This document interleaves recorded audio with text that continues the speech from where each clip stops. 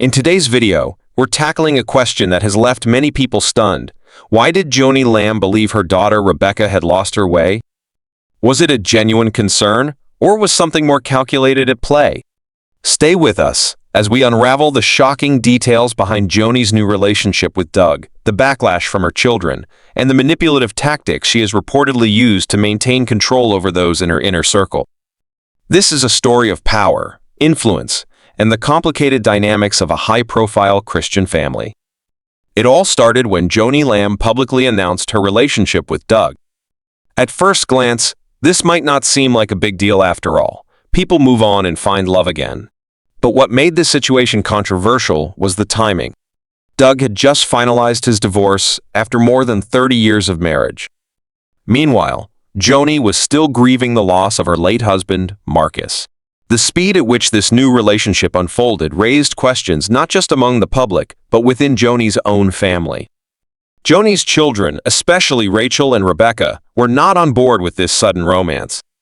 In fact, none of her children endorsed the relationship at all, leading many to wonder what was really going on behind the scenes.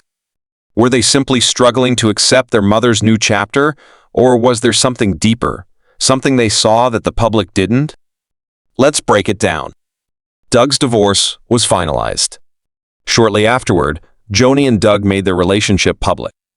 At the same time, reports surfaced that Doug's ex-wife had wanted to reconcile, suggesting that his previous marriage may not have been entirely over in spirit. For Joni's children, this wasn't just about their mother finding love again. It was about trust, loyalty, and perhaps even control. The sudden nature of the relationship seemed to cast doubt on Joni's true intentions.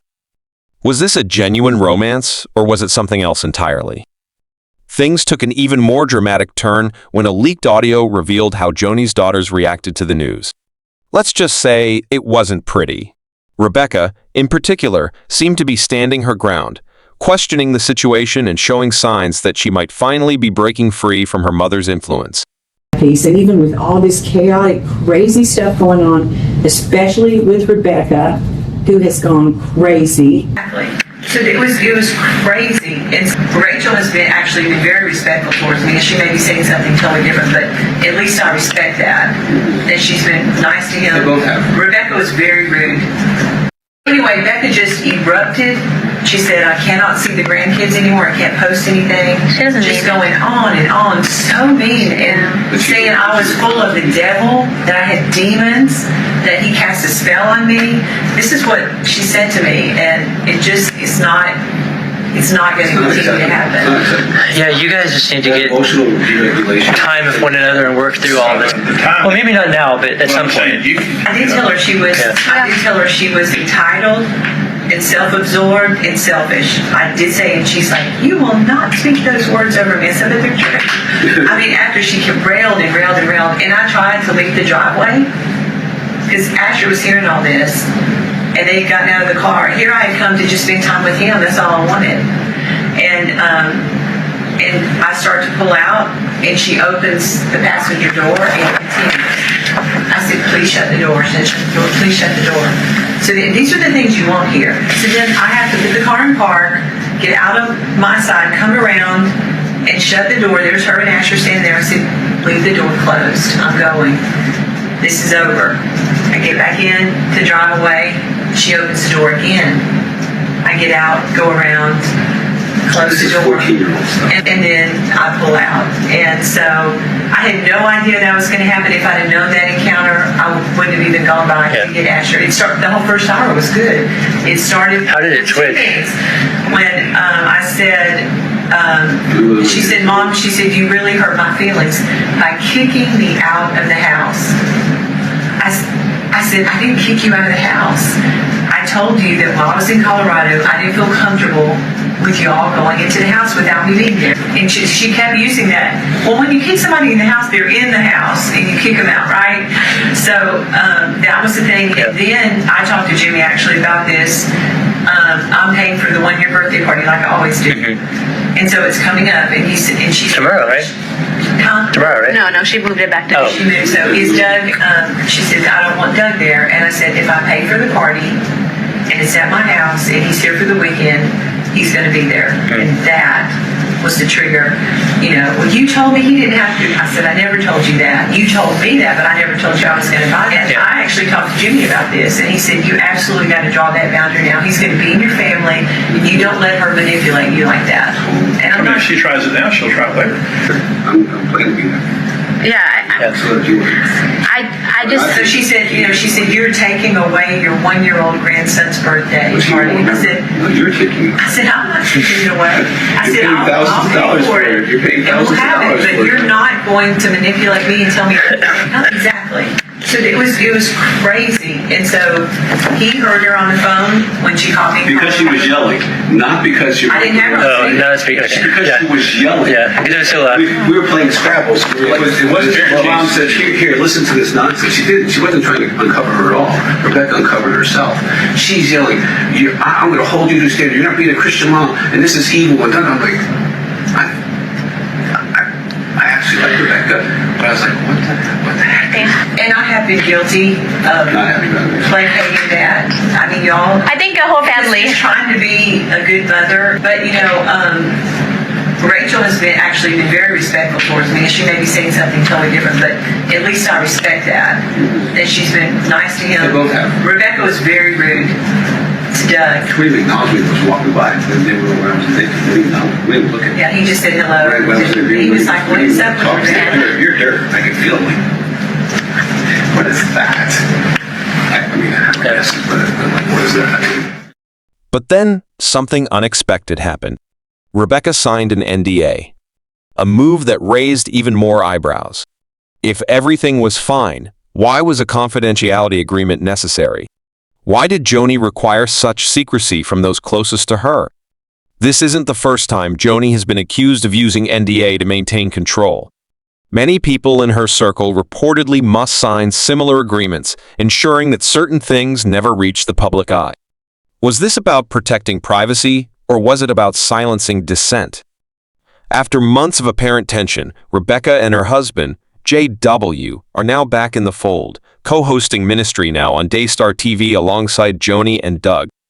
Well, Rebecca and Jonathan are standing by. I have viewer feedback from Anna from New York, and she says, Joni Lamb, I want to tell you how proud I am for you and the way you are living your life. I have watched your progress from challenge to challenge. Each challenge seems to have increased your ability to run Daystar as you present yourself and Christ in an intelligent and spirit-led way. Continue to change the world for Christ. God bless you.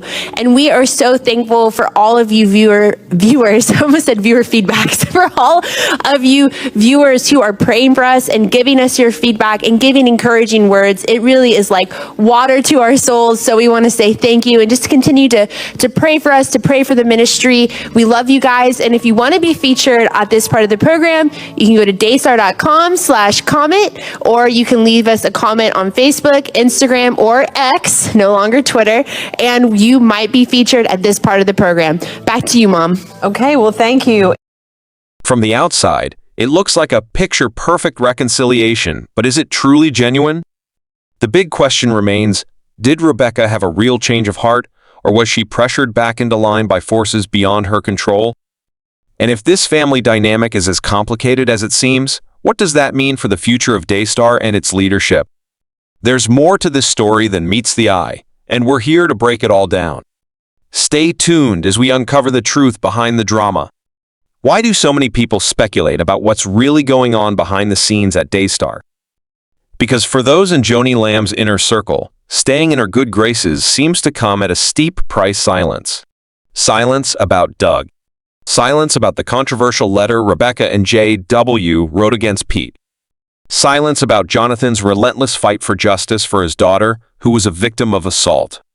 For many, keeping their positions at Daystar appears to mean playing by Joni's rules and keeping quiet about anything that could damage her image or disrupt the carefully controlled narrative. Take Jonathan and Susie Lamb, for example. When they refused to sign the NDA that Joni allegedly requires from those closest to her, they were immediately fired. No warning, no negotiation, just gone. Their refusal to stay silent cost them their jobs. But that wasn't the end of the story. When they sought to return to Daystar, they weren't simply welcomed back. Instead, they were handed a list of 13 specific requirements that they had to agree to before they could be reinstated. This wasn't just about coming back to work, it was about control. These conditions weren't suggestions. They were ultimatums designed to ensure absolute loyalty, compliance, and, most importantly, silence. The demands placed on Jonathan and Susie before they could return remain a significant point of speculation. What exactly was on that list? What did they have to agree to in order to be accepted back into Joni's inner circle? Here's what we know. 1. We'll keep disagreements about theological opposition to marriage to themselves privately. 2. We'll keep disagreements about Doug's divorce to themselves privately. 3. We'll accept the existence of the marriage, support her in the marriage, and accept the fact that Doug is her husband. We'll keep disagreements about the marriage to themselves privately, and to keep any and all negative feelings or opinions they have against Jimmy Evans to themselves privately. 4. We'll accept her decision to make Doug co-host. 5. We'll keep any objections to Doug being co-host to themselves privately. 6. We'll make no social media posts about Daystar, which includes their employment or Joni's marriage issues or Doug's divorce issues, without the approval of CEO Mr. Calendar and Arnold Torres. 7. Delete Jonathan's sabbatical posting and all comments to it off the internet. 8. Delete any other social media posts by Jonathan and related comments that allude to any of items 1 to 5 above. 9. Susie has posts on social media that have no names but can be interpreted as referring to the sabbatical, Joni's position at Daystar, the marriage that affects Daystar and must be deleted. 10. Jonathan must make a statement approved by Joni, Mr. Calendar, and AMD that expresses support for Joni. The sabbatical is over. Glad to be back returning to ministry now. 11. Must agree to destroy all recordings of meetings with Jimmy Evans and Joni and any recording of Joni talking privately with Joni and Susie over refusal to read on air. 12. Must agree to destroy all Susie recordings of private comments Joni shared with Susie about sex and marriage involving Doug 13. There will be no discussions with any programmers, viewers, partners, or other third parties concerning the items listed above. This situation raises a lot of questions. Was this about restoring order within the family, or was it about maintaining power? And if speaking out means losing everything, how many others at Daystar have chosen silence over the truth? Imagine being handed this list as a condition for simply returning to work. Luckily, Jonathan and Susie refused.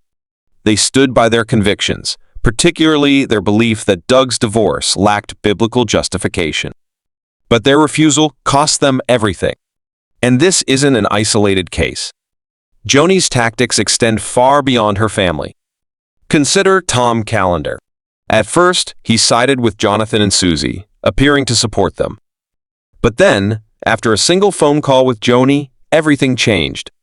He flipped sides completely. What did she say? What kind of pressure did she apply?